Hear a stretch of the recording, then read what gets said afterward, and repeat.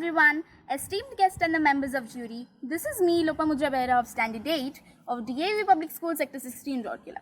So today, I am going to discuss and clarify some of your doubts on the very popularized topic, boys versus girls. So before starting up, I just want to ask a simple question to you. That if you are asked or chosen to support a gender, then to which gender you will support for? A male or a female? I agree that boys and girls are completely different. But the equality they both should get is not different for them. A woman should get the same equality or the same opportunity just like a man get in the society, workplace, everywhere in the world. I believe that gender stereotyping may have been originated from the early primitive tribes, as they used to struggle for the control of territory, where the physical power of the men were considered the most important thing, But unfortunately, this dominating continues in the modern time also.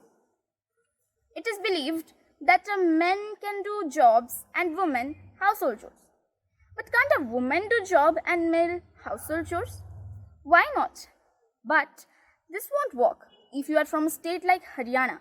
But today, 4 people from India only made us proud by proving these people wrong. You might get the answer if you would have seen Dangal and Santyak movie. And they are none other than Geeta and Babita Pogat and our 2 shooter daddies. Not only these 4 people, but also many women like Mother Teresa, Kalpana Chawla, Neerja Bhatun, Mary Kom, etc. have set up an example in the world's history about the women's empowerment. This is a short question for the people who are being considered for the criminals as doing crimes against girls. That can you please find and give me any type of law in our Indian constitution where it is written that you have a right to do inappropriate things against females? My answer is no, and I hope that you all will also deny for this, as we neither have any law nor any type of right that allows us to do inappropriate things against girls. That's why a woman, when stands for herself, without claiming it, without knowing it possibly, she stands for all women.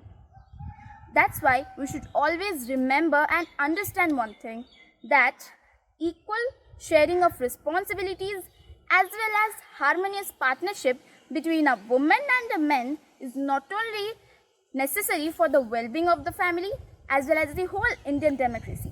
By this, I conclude my speech. Thank you for bearing with me today.